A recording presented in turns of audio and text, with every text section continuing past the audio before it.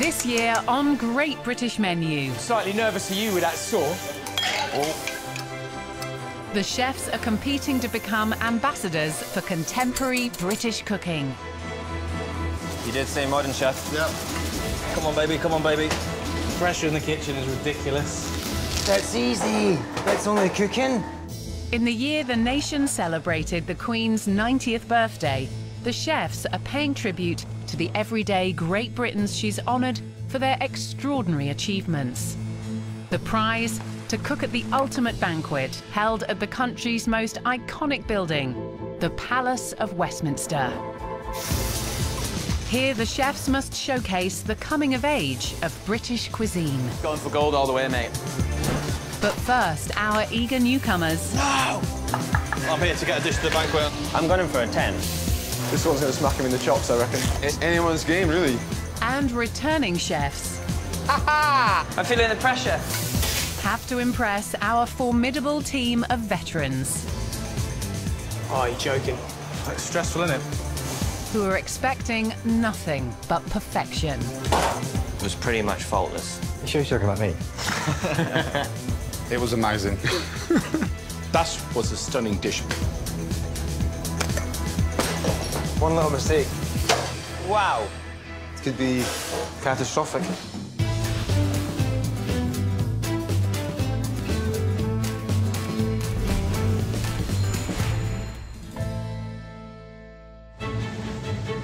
This year, our chefs have travelled the UK to meet the everyday British people who've made a remarkable difference.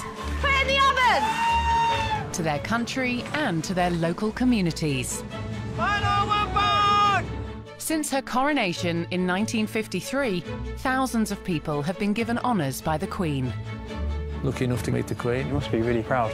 I am. I received the British Empire Medal. Wow. Taking inspiration from these great Britons, the chefs must celebrate the evolution of British food during the Queen's reign.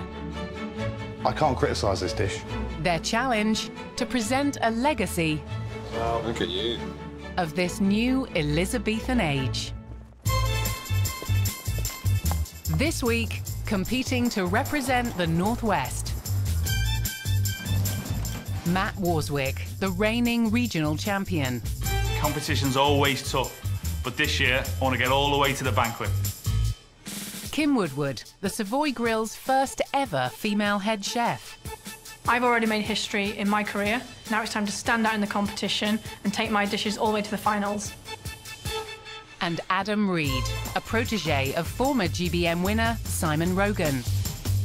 I cook at the highest level every day, and I want to prove that my food can get me through to the banquet. Judging this week is one of Britain's most revered chefs. I've been here before. How are you guys feeling? You ready? It's daunting, isn't it? A former banquet winner. It's not like a normal kitchen. The pressure's really, really hard. Kim, are you worried that Matt's been here already? Not worried at all. Who's held 2 Michelin stars for almost 20 years. Phil Howard. Morning, chefs. Morning. Yep. How are we? Nervous now. So, Matt, made it to the final last year. Are you ready to try and trump that performance? I need to try and press you this week, so pressure's on now. Good, good. Kim, made big history in your current position, phenomenal achievement. Thank you. Are you confident that you're going to have similar impact in the competition this year? Absolutely. I look forward to it. Thank you. Adam, worked and trained under Simon Rogan. Are you confident to do justice to him? Yeah, and hopefully I can emulate his success. Good luck. Thank you. Thank you. I feel a bit sick. First is Matt Warswick. He almost made it to last year's banquet when his fish course was shortlisted in the finals. I see you got your leather armour on. I got it made, especially for this occasion, so... You must feel one up on the others, at least, because you're back in your comfort zone. You know, I've been here before, so hopefully that gives me the edge. What's the story behind your whole menu? So I wanted to showcase classic British nostalgic dishes and bring them up to date with a fun, modern interpretation using the finest of British ingredients. So this dish is liver and onions. This evokes a sense of nostalgia for me. I grew up on this. So I've got some lovely ox liver. I'm going to cook that sous vide, and I'm going to blow torch it, so you still get the roasted flavour, but it's a lot more precise with the cooking. I'm going to use some bone marrow. I'm going to make a beef gravy. Some onions, by the looks of things. Absolutely. Onions, red onions, where are they going? I'm just going to roast these in a bit of beef marrow fat, nice and caramelised. I'm going to do some crispy shallots as well, plenty of texture. Maris pie for potatoes to make a really decadent mashed potato, but not the lumpy one that my mum used to make. Nice and refined, that's the idea. So I look forward to seeing it. Good luck. Thanks very much. Matt's liver and onions is a classic dish. I'm just not sure it can be transformed into something contemporary. Is he actually going to be able to produce a dish that's worthy of a first course in a banquet? That's the big question. Next is Kim Woodward, a newcomer to the kitchen with an exotic box of ingredients. Morning, Kim. Morning. You good? Great. Let's hear about the whole menu. I've put together 4 courses that will give you the impact of what Britain and its Great Britons have shown over the years of the Queen's lifetime. Great looking box of goodies. So the starter is called the BOT. This is the British Overseas Territories that the Queen is head of state to. Where are we talking? We're talking around about the Caribbean, so we're talking about the Cayman Islands, Bermuda. Certainly exotic. Yes. So what I'm going to do is start off with a langoustine broth with some fresh ginger, some sugar cane, and the king crab legs are going to be used as the garnish in the bowl. The langoustine broth will be poured all over it. The sea trout I'll be curing in rum, sugar and lime, making a hummus with coconut milk, and then using some seaweeds around. OK. How are you going to get coffee into this starter? The coffee gives a nice element to the langoustine broth. It actually balances the sweetness off it. OK, that's interesting. Matt, you got ox liver, Kim's got king crab legs. When you've got something like that to work with, it's always a head start. Does that put the fear in you? All those flavours to liaise together. It's going to take a lot of skill. I'm very excited to see what Kim comes up with. Me too. Good luck. Thank you. Kim's got some phenomenal ingredients there. Luxurious, exotic, king crab legs. You don't get better than that. And I'm really expecting her to produce something fantastic with them. Finally, it's Adam Reed, another first-timer who's out to make a great impression. Morning, Adam. How you doing? Very good, chef. Lots of spices. Well, the starter, yeah, it's called From Pecoris to the Palace. The inspiration was taken from a family friend called Layla Rentulla, who's been awarded an MBE for services to the food industry. Important-looking lady. Yeah, absolutely. She started off cooking the elements that I've taken for this dish from her kitchen at home. She has African and Indian heritage. So it's basically composed of 3 snacks. Each one's going to be served with its own accompaniment. Okay. There's going to be a little samosa on there. The filling's going to be spiced cabbages. It's going to be bound with some goat's curd, some pecoras made with seafood. So you've got some lovely langoustines, diving caught scallops, and there'll be some Morecambe Bay brown shrimps in there as well. Fantastic. The third element is a lamb batetta champ. A lamb what? Batetta champ. It's basically lamb minced, spiced and flavoured, and they're going to be deep fried. It all sounds, you know, different, interesting. Good luck. Adam's From Pecoris to the Palace. Effectively, it's a trio of canapés. I've eaten Simon Rogan's canapés. Adam is his protégé. I think they are, without a doubt, the best canapés produced in the country, so I've got great expectations from this dish. As they get to work on their starters, the hot topic in the kitchen is this year's challenge. I looked at the brief and I knew immediately what I wanted to do. So you seem quite confident about the brief, the starter. That's the trick, isn't it? Act confident and everything else will come with it. Well, the thing with my dish is that it's very, very British, but, you know, the task that I've got is to make it gastronomic. There's a lot of processes in it. Yes. I'm a bit under the cosh at the moment, to be honest with you, so... Does that mean shut up? Yeah, pretty much, yeah. Matt's modern interpretation of the home-cooked classic liver and onions is complex.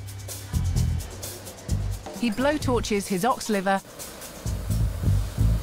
and then cooks it sous vide along with the potatoes for his mash. It's a really modest dish. I'm trying to incorporate really modern techniques to bring it up to date. That's why I'm running around sweating. Matt Warswick is executive chef at Thornton Hall in Cheshire. OK, table 5. He gained his first Michelin star in his own right at just 26. And after getting all the way to last year's finals, he's hoping to triumph again with dishes inspired by retro classics. I developed my menu by trying to come up with a great British menu for, I suppose, great British people. Service!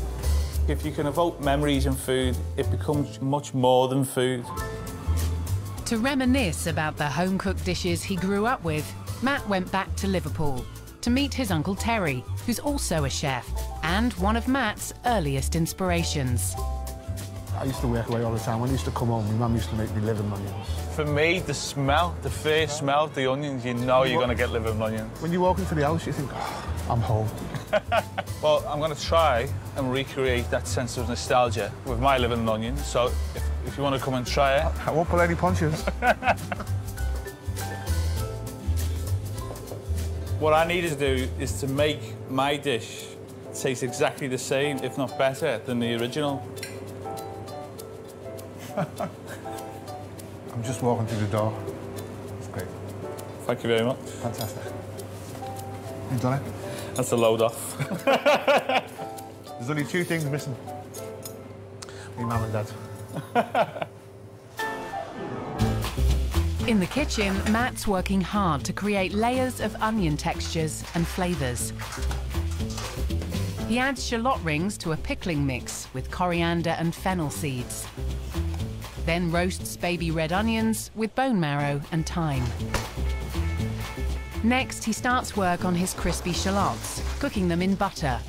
And then he begins caramelising his slow-cooked onions.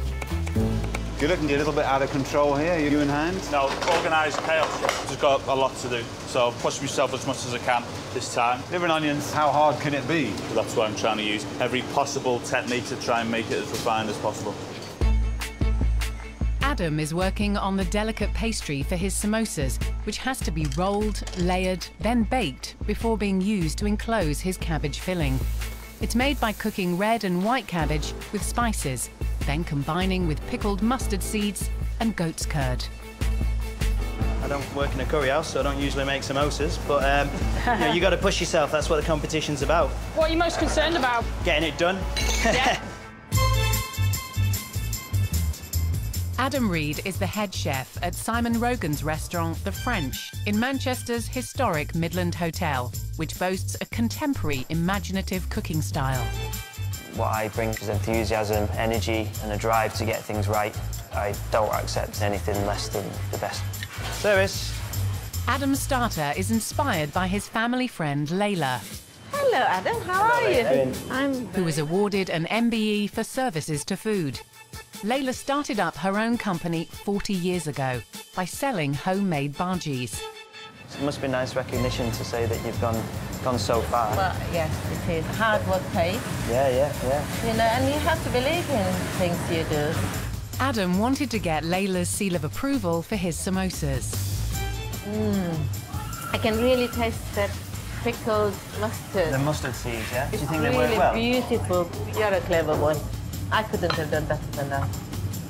Perfect. Adam moves on to the filling for his batata champ, a popular East African snack inspired by Layla's Tanzanian heritage. What have you got in here? It's basically fried mince and onions. You've got lots of herbs in there. We've got Layla's own garam masala mix, her family's secret recipe. Absolutely. This is going to be rolled up into a ball, packed inside some potato, and then deep fried. So it's coming out like a back-to-front Scotch egg without an egg in it. Okay. Is there going to be enough refinement in there? Yeah, I think so, yeah. Good. Yeah. Crack on. Also taking inspiration from overseas is Adam's fellow newcomer, Kim.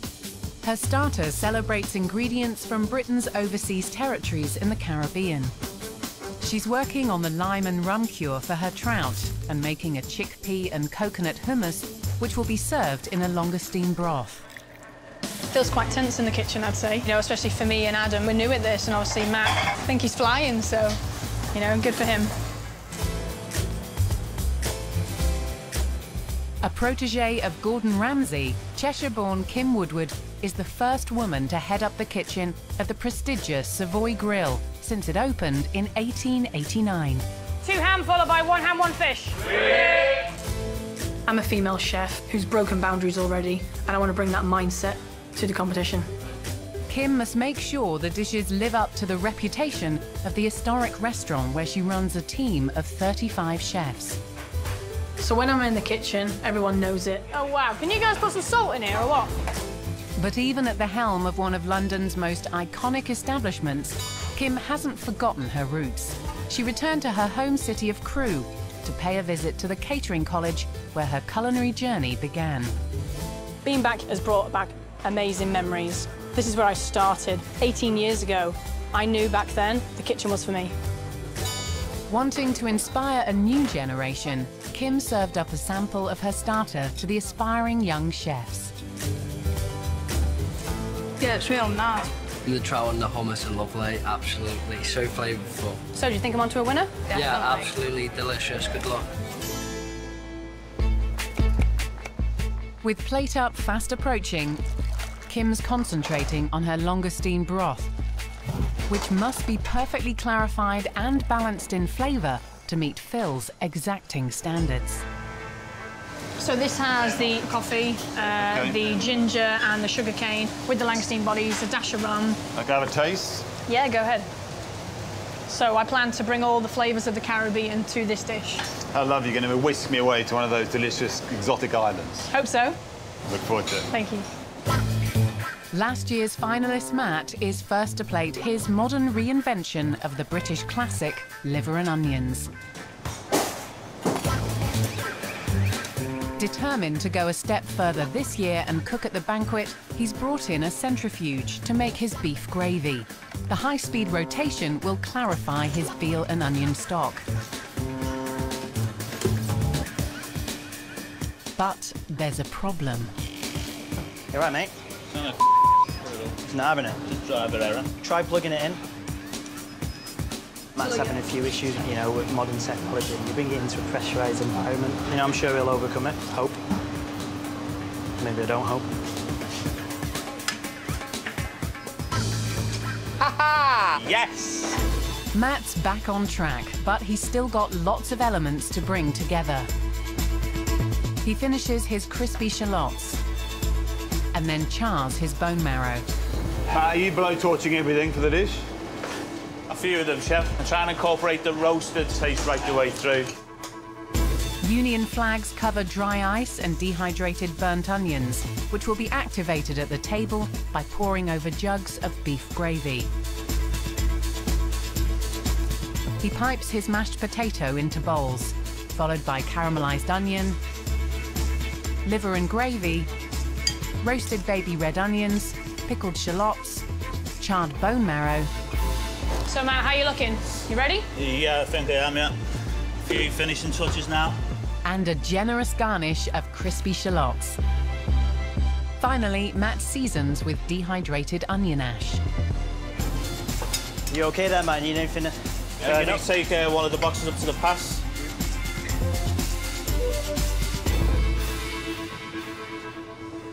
Made it to the finish line, Matt? Yep.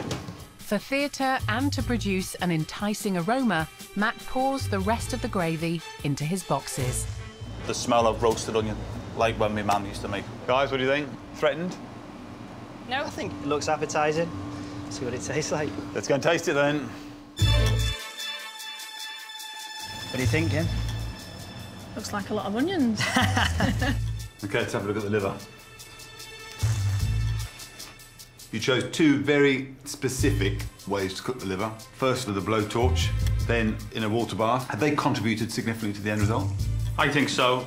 The liver, it's, you know, it does melt in the mouth. Yeah, I'm growing to like liver now. I've tasted that. It's very good liver. You used a sous vide technique to cook the potatoes. Has that achieved what you were hoping for? Yeah, nice and creamy, not lumpy. The pickled onions hits me straight away. What about you? I've just got one of those caramelised roasted onions and they're delicious. I just think that mash is a little bit heavy for a starter. And the bone marrow's got sufficient presence? I like the bone marrow on a dish because it gives an element, obviously, of the beef again. As an individual element, I mean, I don't really get the bone marrow. Nah, give it a score. I'll be happy with anything above a 7. OK. Kim is next up to the pass with her complex starter, celebrating the wealth of exotic ingredients from the British Overseas Territories. How are we doing? Hey, How was it? I don't know. What did you think? I thought it was lovely, mate. Really delicious. How are you doing there, Kim? Just feel like I'm all over the place. Kim still has to make her chickpea crackers. She blends some of the rum and coffee-flavoured langoustine broth with chickpea and corn flour, ground coriander and cumin. Then Kim ladles the mix into small pans. But the crackers aren't crisping up. If I can't get these crackers perfect, I won't be serving them. I just need it super, super hot. I'm just going to keep trying.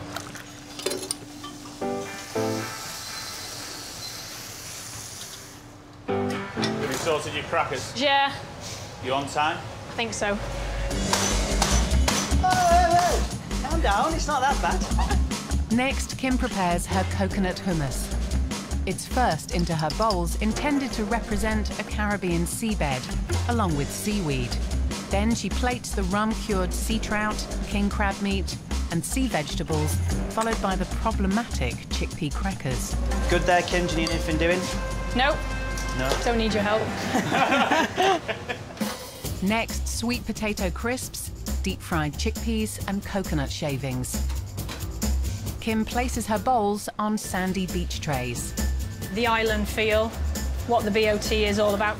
Finally, she pours her langoustine broth into bottles. You got a message to put in that bottle? Yeah, not a lot of people know what the actual BOT is. Okay. I've actually done a little description.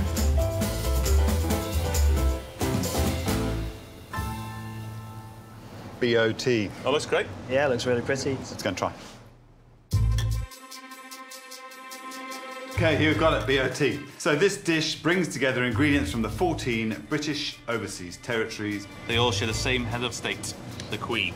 I presume this is just to get poured. Yep, just in the bottom there. It's a soup, so I presume you fill it up. You've got coffee, coconut, sugar cane. Has that given you the flavour that you were looking for? For me, it's come out as a nice balance. It's quite bitter. Is that a note from the coffee? I don't know whether it is, but there's definitely some bitterness in there. This, I think, is a chickpea-based cracker. Yep, that's what I've done. I wanted that crunch. You happy with the hummus? I think it's a great little boost for the whole dish.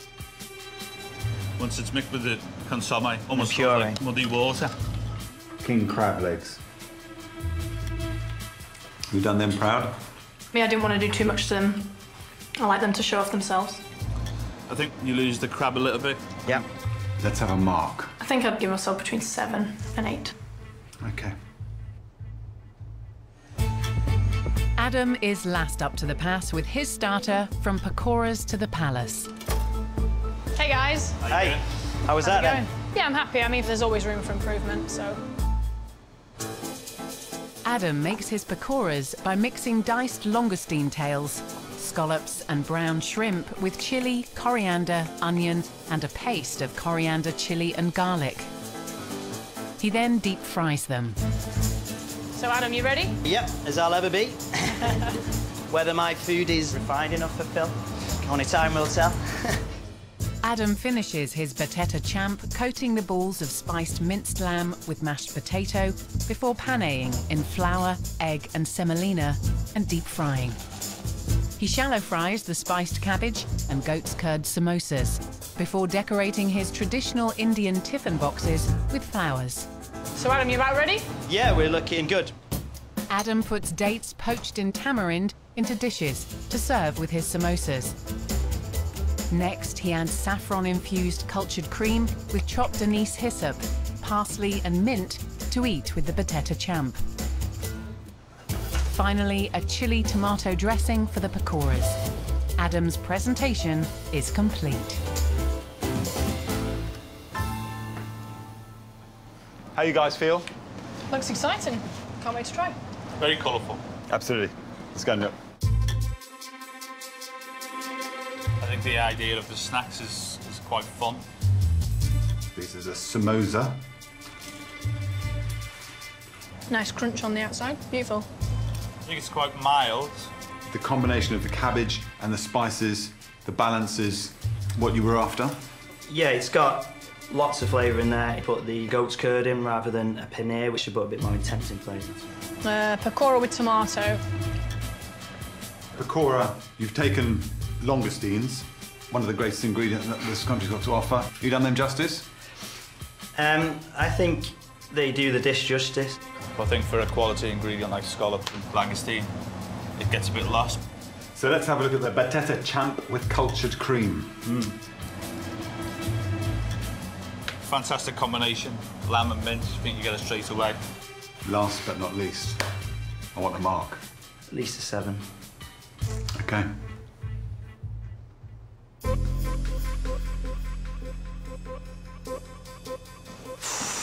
How was it? I think it went okay. It'll never be quite as perfect as you want it to be. This year, the competition is a lot tougher. You want to get off to a good score.